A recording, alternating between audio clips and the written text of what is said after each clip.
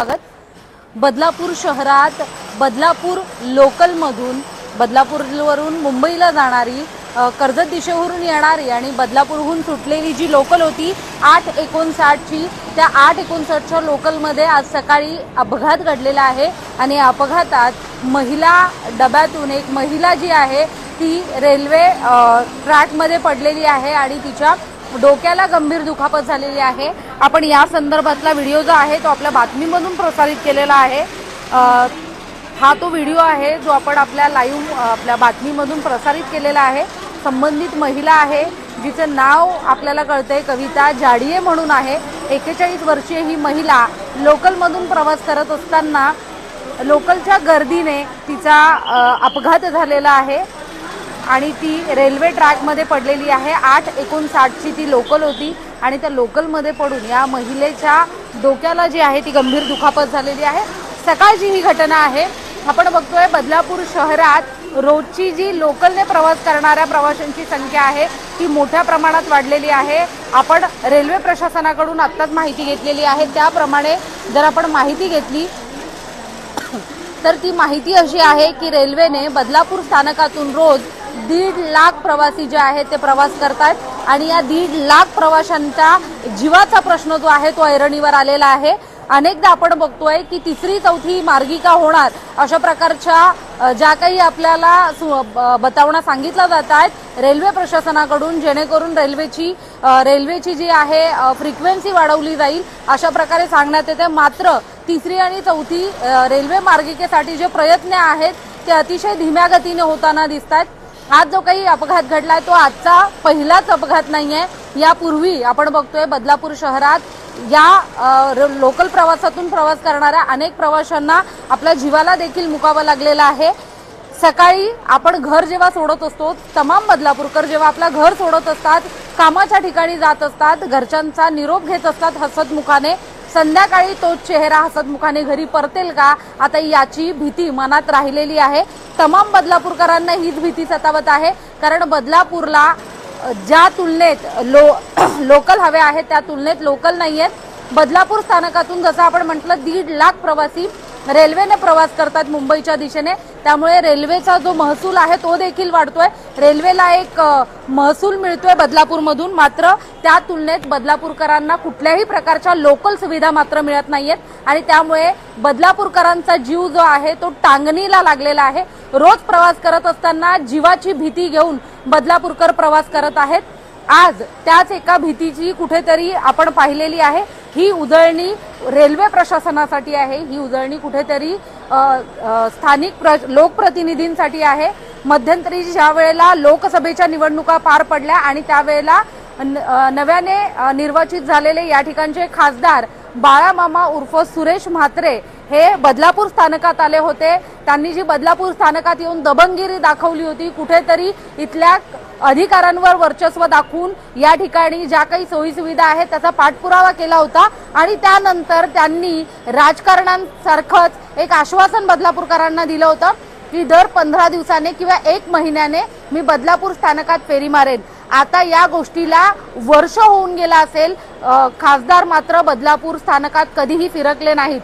याचा अर्थ हा नाही होत की बदलापुरात खासदार आले नाहीत। खासदार बरेचदा बदलापुरात आले, मात्र ते एका राजकीय व्यासपीठावर दिसले, एका राजकीय व्यासपीठाच्या कार्यक्रमांमध्ये दिसले, मात्र सर्वसामान्यांच्या समस्या मांडण्यासाठी खासदार या ठिकाणी आलेले नाहीयेत। आणि या ठिकाणची परिस्थिती बघण्यासाठी कुठल्याही स्थानिक लोकप्रतिनिधीला वेळ नाहीये किंवा त्या लोकप्रतिनिधींना या सगळ्या लोकल प्रवाशांच्या कुठल्याही सुरक्षेची कुठल्याही प्रकारची काळजी नसावी किंवा त्यांना देणं घेणं नसावं, त्यामुळे ते या लोकल सेवेच्या ज्या समस्या आहेत तिकडे पुरते दुर्लक्ष करताना दिसतात। मग खासदार असोत, आमदार असोत, इथले स्थानिक लोकप्रतिनिधी असोत, हीच परिस्थिती होताना दिसते। आता काही महिन्यांनी कुळगाव बदलापूर नगरपालिकेची निवडणूक लागेल, सार्वत्रिक निवडणूक लागेल आणि त्यावेळेला सगळेच लोकप्रतिनिधी समाजसेवेच्या रूपाने या ठिकाणी उतरतील आणि या ठिकाणच्या सगळ्या प्रवाशांच्या समस्या जाणून घेतील।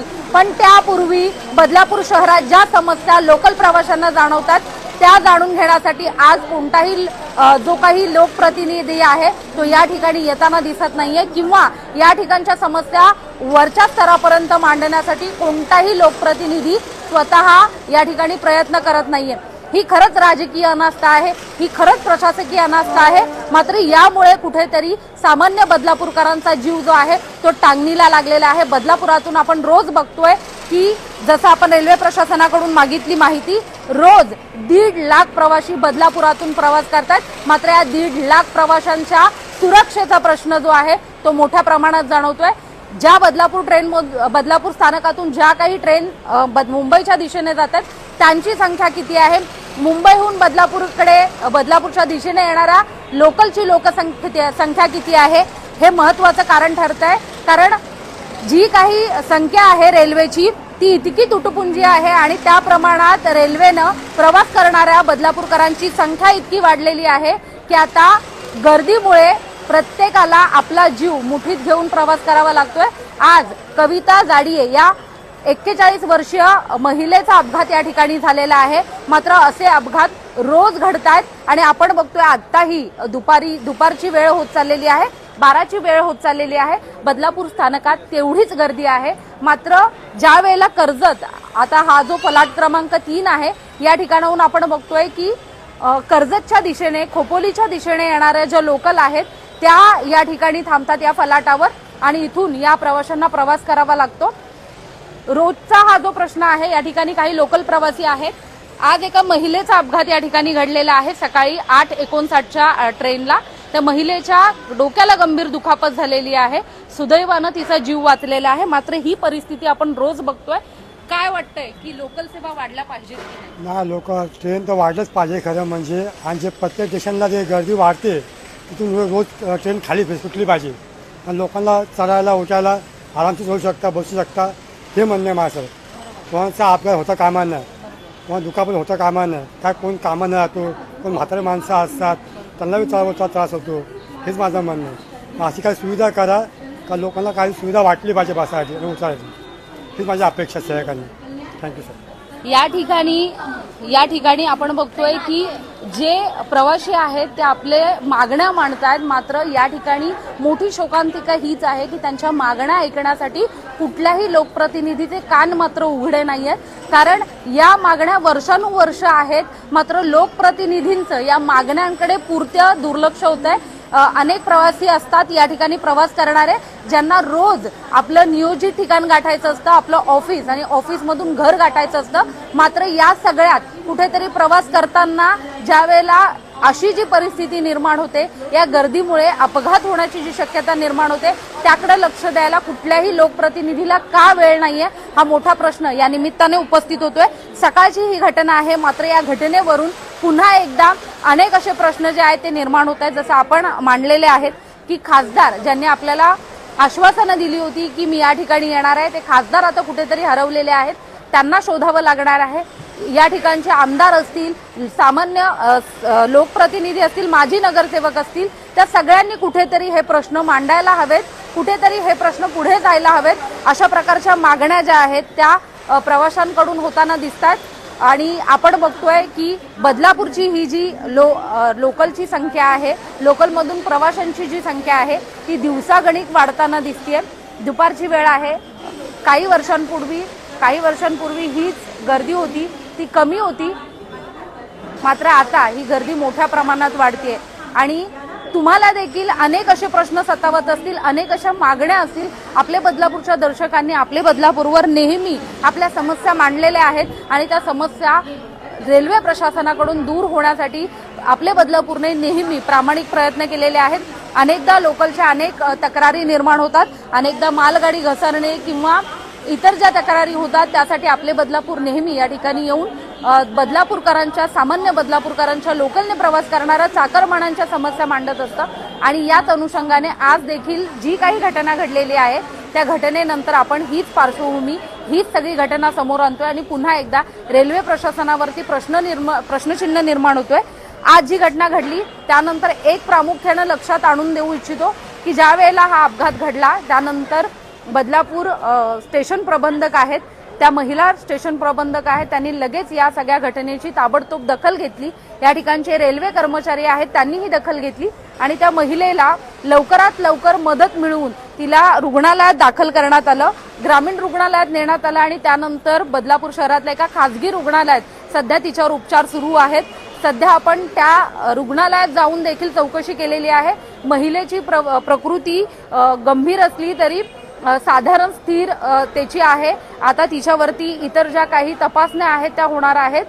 तिच्या डोक्याला गंभीर दुखापत झाल्यामुळे सिटी स्कॅन सारख्या ज्या आहेत तपासण्या त्या होणार आहेत आणि त्यानंतर डोक्याला कोणती गंभीर दुखापत आहे का, इजा आहे का, या संदर्भात माहिती मिळाल्यानंतर पुढील जे उपचार आहेत त्या महिलेवर केले जाणार आहेत।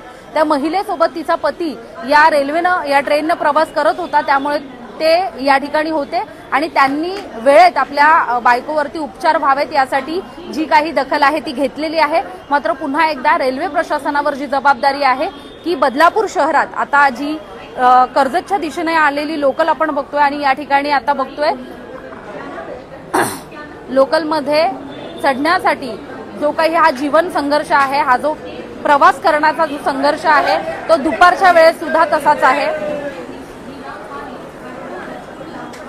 कुठेतरी प्रवाशांनी देखील चढताना उतरताना समोरच्याची आणि आपली सुद्धा काळजी घेणं गरजेचं आहे। त्यानिमित्तानं उतरणाऱ्याला पहिल्यांदा उतरू द्या असं सांगत असताना कुठेतरी प्रवासी पुन्हा एकदा आपली काळजी आपल्या हातात असते हेच आपण बघायला पाहिजे। माहिती आहे सकाळी आपल्याला कामावर पोहोचणं नितांत गरजेचं असतं, नोकरी, कारण आपल्या पोटा पाण्यासाठी हा जीवन संघर्ष सुरू आहे, त्या ठिकाणी पोहोचणं गरजेचं असतं। मात्र असं असताना कुठेतरी या रेल्वेच्या गर्दीमुळे जो काही अपघात होण्याची शक्यता निर्माण झालेली आहे आणि आज असा अपघात एका महिलेच्या बाबतीत घडलेला आहे, त्यामुळे अनेक प्रश्न या निमित्ताने उपस्थित होतात। जर तुम्ही ही बातमी बघत असाल आणि तुम्हालाही काही प्रश्न पडत असतील, तुमच्याही काही मागण्या असतील तर नक्कीच आम्हाला आपले बदलापूरच्या कमेंट सेक्शनमध्ये नक्कीच कळवा आणि अशाच प्रकारच्या बातम्या पाहण्यासाठी आपले बदलापूरला लाईक, फॉलो आणि शेअर करायला विसरू नका। रेल्वेच्या प्रत्येक समस्या मांडण्यासाठी आम्ही कटिबद्ध आहोत आणि आम्ही नेहमीच त्या प्रामाणिकपणे मांडणार आहोत। याच एका नोटवर हे लाईव्ह संपवतोय आणि अशाच बातम्या पाहण्यासाठी आपले बदलापूरला लाईक, फॉलो, शेअर करायला विसरू नका। धन्यवाद।